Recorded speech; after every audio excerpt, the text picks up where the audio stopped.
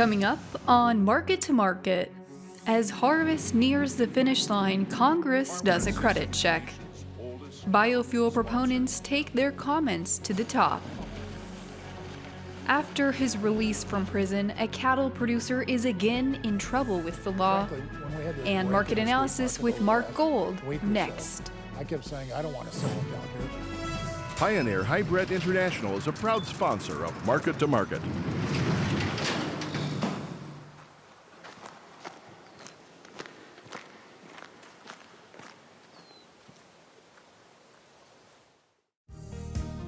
Tomorrow. For over 100 years, we've worked to help our customers be ready for tomorrow. Trust in tomorrow. Information is available from a Grinnell Mutual agent today. AccuSteel, offering fabric-covered buildings specifically designed for the cattle industry since 2001. The next generation of cattle buildings. Information at accusteel.com.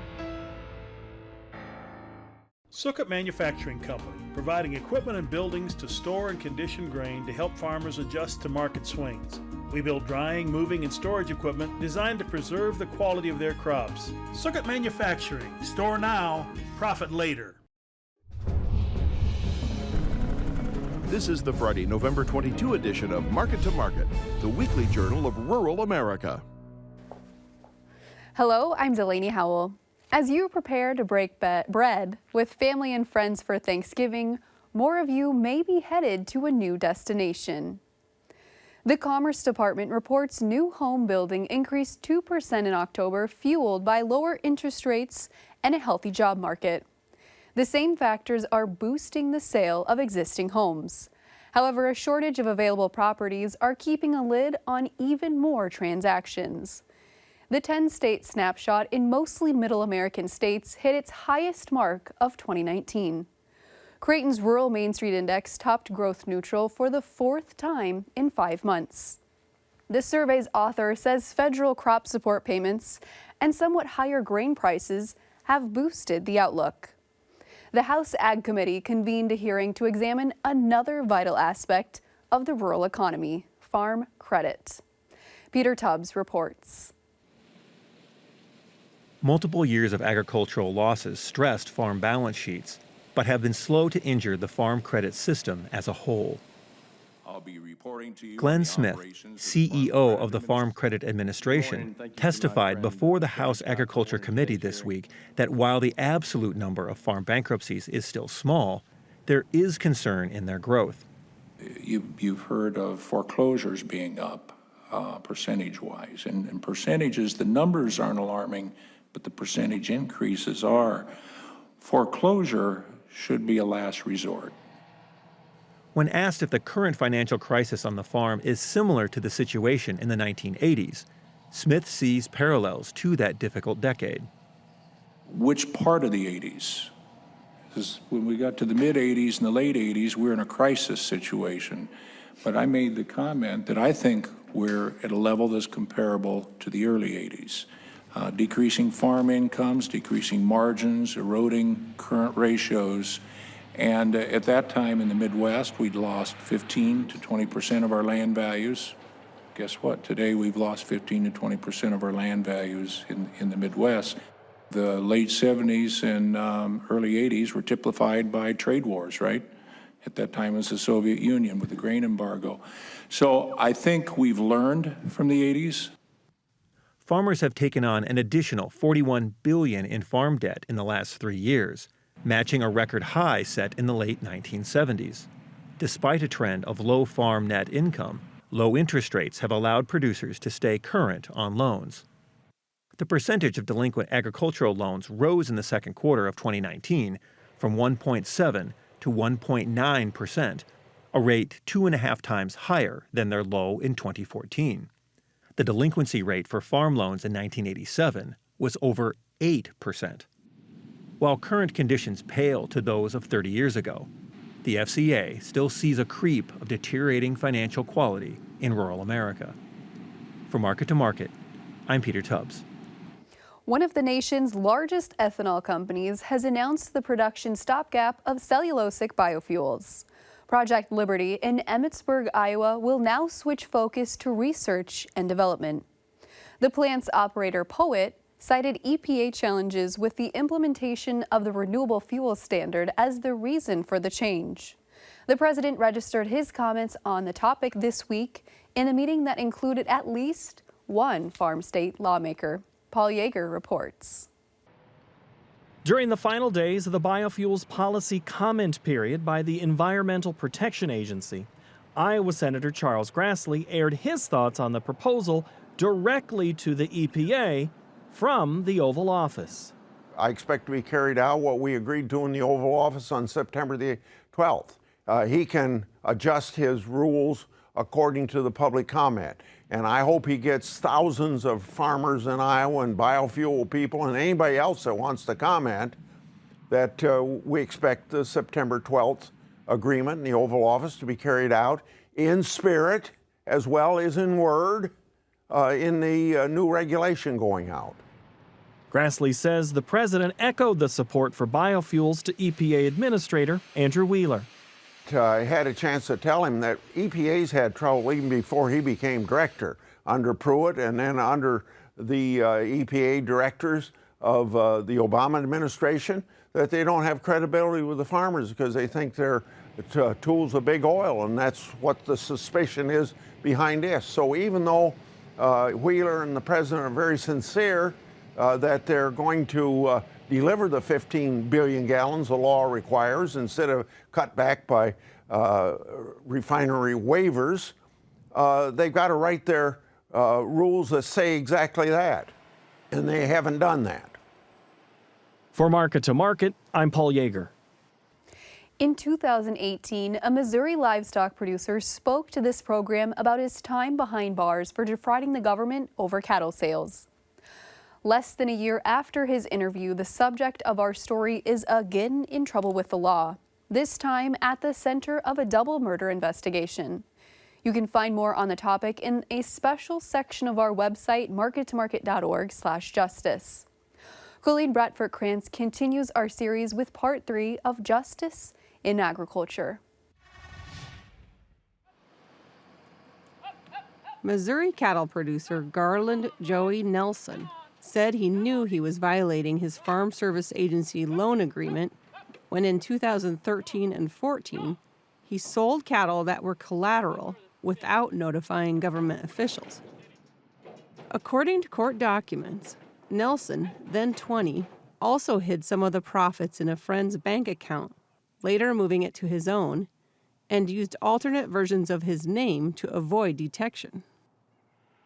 During an interview last year, Nelson told Market to Market that he had gotten in over his head financially while trying to build a commercial cattle feeding operation. He ultimately pled guilty to fraud charges. But after spending more than a year in the U.S. penitentiary at Leavenworth, Kansas, Nelson was released in March 2018, hoping to make a fresh start on his family's farm near Bramer.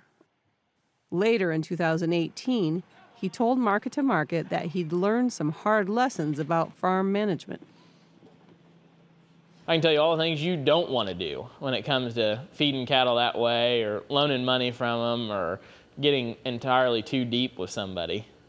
It was a bad experience, but I learned a lot from it. Learned who you can trust and who you can't trust and just how far to go before things get too bad. Within 9 months of making that comment, Nelson would again be under investigation. This time for the July 21st disappearance of 2 Wisconsin cattle producers. Caldwell County, Missouri officials announced that human remains found on Nelson's farm were believed to be, based on DNA tests, those of the missing men, Nicholas and Justin Diemel. On October 23, 2019, Nelson, now 25, was charged with, among other crimes, 2 counts of first-degree murder in connection with the brothers' deaths. The charges of murder are Class A felonies which carry a range of punishment of life in prison without parole or death. The Wisconsin men had previously sent cattle to Nelson to feed and sell on their behalf, Court documents say the father of the Diemels told officials the brothers had traveled in late July to Nelson's Missouri farm to pick up a $250,000 check. They were not heard from again. Those documents also say that Nelson acknowledged taking a rental truck used by the Diemels and disposing of 2 bodies he said he found on his farm. In addition, a used rifle cartridge was found in Nelson's clothes. He told officials he had been hunting small game. Nelson is being held in the Caldwell County Detention Center pending a trial. Dr. Michael Roseman, an Iowa-based psychologist interviewed long before the men disappeared, said he should not comment on the Nelson case, having never met the young man. But typically, in other less serious cases, producers who get into trouble often make decisions that were intended to keep their farm or ranch financially viable. I think there are some farm people who will resort to illegal activities to get ahead because they feel compelled to do whatever it takes to hang on to the land and resources needed to farm. And their motives aren't always to hurt anybody, but they end up hurting other people anyhow. Occasionally, farmers who cheat federal programs or mislead consumers are accused of using the profits for purchases the government would describe as being for personal enjoyment and pleasure. In 2016, for example, an Idaho farmer was sentenced to 3 years in prison for selling regular alfalfa seeds as organic. Court documents say he used the profits to buy an RV and a boat. People will do things that they wouldn't normally do just because their livelihood is under threat, and they'll do what they think they have to in order to maintain the quality of farm operation that they're accustomed to. Doesn't make it right, it just is a factor that contributes. In rare cases, some psychologists believe, those farmers who were charged have committed suicide to avoid either serving time in prison or facing the public shame. Roseman says the data shows a shift away from older producers taking their lives. Now we're seeing younger farmers from age 45 up to their late 60s as the most vulnerable for self-harm. And we're trying to figure out why that is. Possibly it has something to do with a sense that I only have a few more years to succeed, and it's make or break time. During his market-to-market interview a year ago, Nelson described feeling badly for another farmer who was in prison because of the impact it had on his wife and children. He farmed and he was there for his kids every day of their life till that point. And you know, his wife still has to farm. You know, they still have cattle and they still row crop and everything else, and she's got to do it all by herself. Nick Diemel, a 34-year-old from Navarino, Wisconsin, is survived by a wife and 4 children. Justin Diemel of Pulaski, Wisconsin, was 24. In his interview, Joey Nelson described how he felt the day he was released in 2018 after spending 13 months in Leavenworth's minimum security satellite facility on the fraud conviction. You get nervous about everything you do from that point forward. Everything you go to do, you're like, okay, how can this be twisted or turned around where I might get in trouble for it? For Market to Market, I'm Colleen Bradford Krantz. Next, the Market to Market report. Deteriorating weather conditions for harvesting remaining acres coupled with export reports helped boost the grain markets. For the week, March wheat increased 13 cents while the nearby corn contract gained 7 cents. Headline trading between the U.S. and China did little to improve the market as the January contract fell 21 cents. January meal declined $8 per ton. March cotton weakened $1.84 per hundredweight. Over in the dairy parlor, December Class 3 milk futures expanded 21 cents. The livestock sector finished another week down as the February cattle contract lost $1.13 and January feeders shed $5. The February lean hog contract plummeted $4.35. In the currency markets, the U.S. dollar index gained 31 ticks. January crude oil expanded 8 cents per barrel. COMEX gold fell $3.90 per ounce, and the Goldman Sachs Commodity Index improved almost a point to finish at 421.40. Joining us now to offer insight on these and other trends is one of our regular market analysts, Mark Gold. Mark, welcome back. Thanks, Delaney. Nice to be here. I want to wish all of your listeners out there a very happy Thanksgiving. I know many of us have an awful lot to be thankful for this year. Just want to pass on those greetings. Well, thank you. That we do, Mark. We've got a shortened trade week next week, but there's still with some stuff happening this week I think our viewers would like to be filled in on. Starting off with the wheat market, they had an exciting week for wheat markets as they go.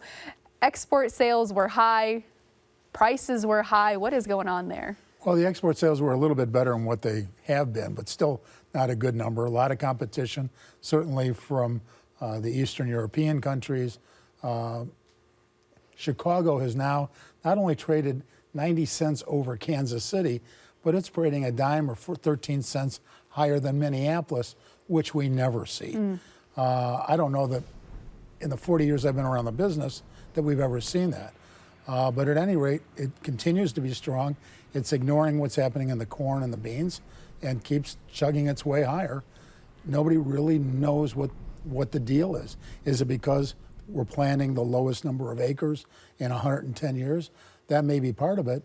But when you look at these huge world carryouts, you wonder, in the lack of the real demand out there, what's going on?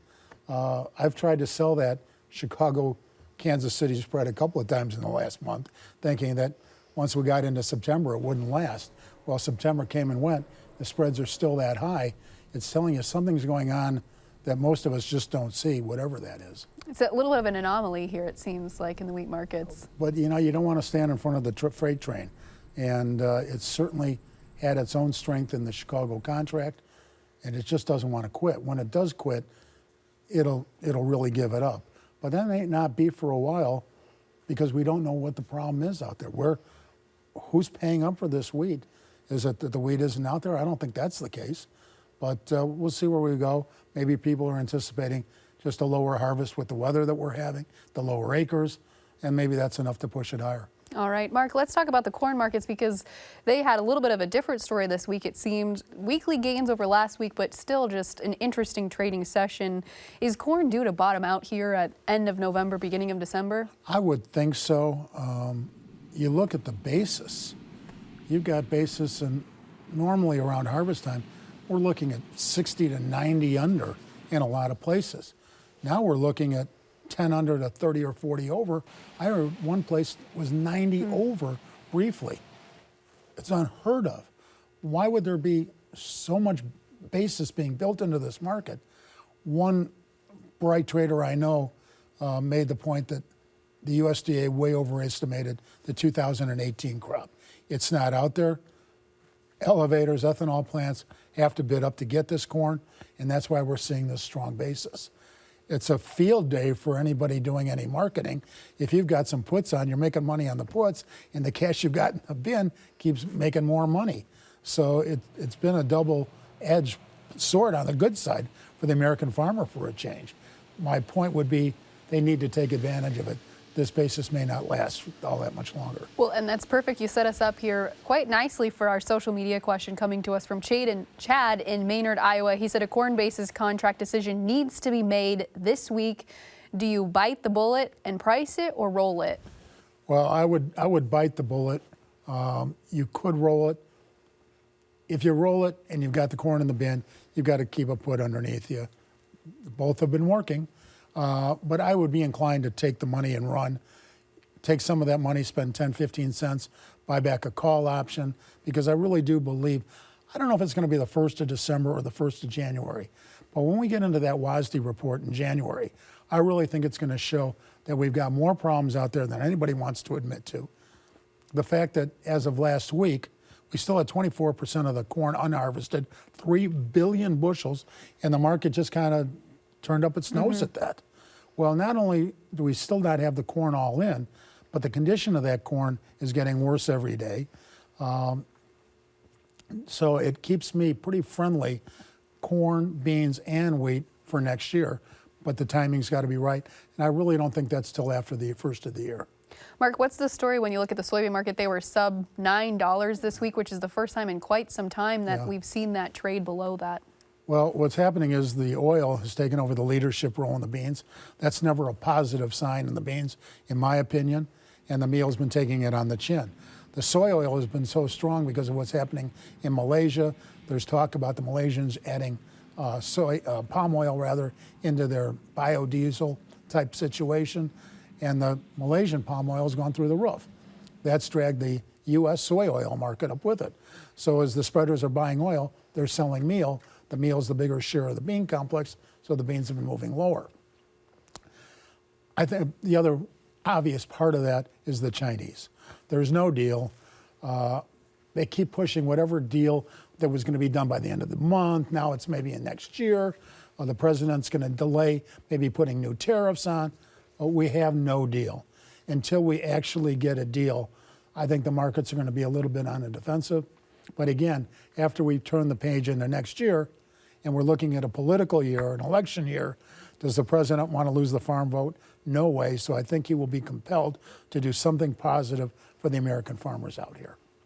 Mark, turning our attention to the protein markets, there was just kind of a dumpster fire this week in the live cattle and feeder cattle complex, especially on Friday's trading session. What happened? Well, I think everybody was getting set for the cattle on feed report.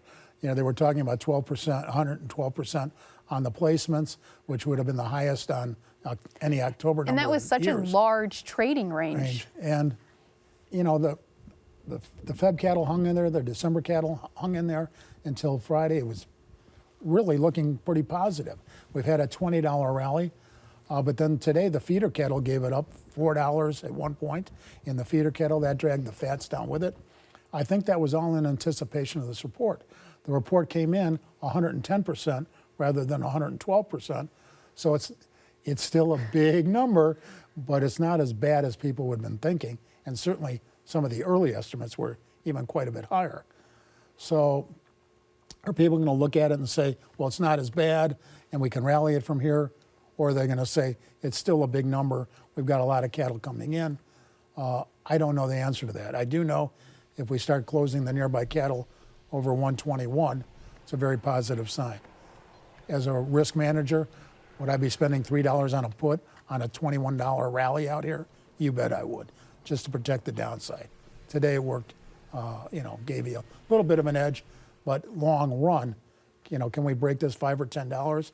I think we could in a hurry. Okay. Mark, finally, we've got to talk about what's going on in the lean hog markets.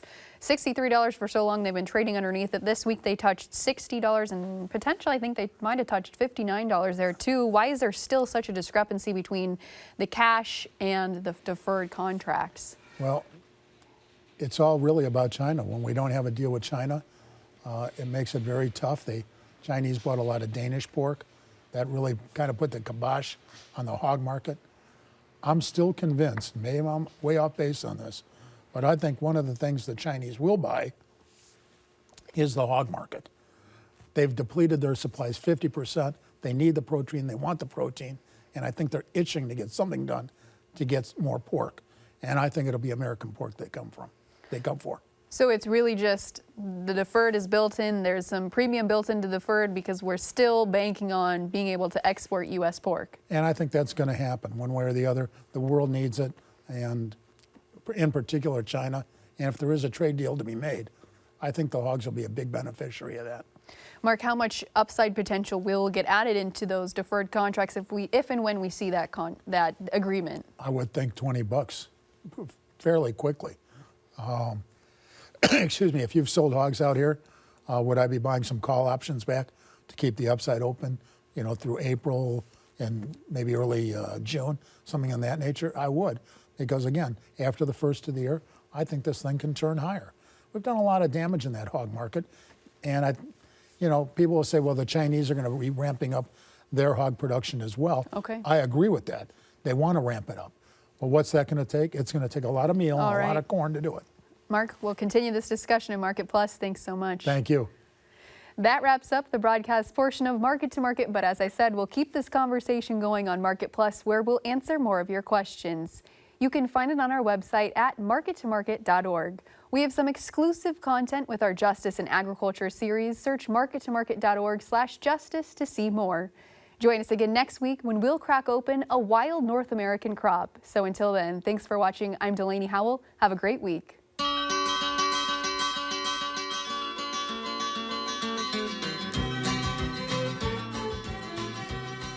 Production of Iowa Public Television, which is solely responsible for its content. Pioneer Hybrid International is a proud sponsor of Market to Market.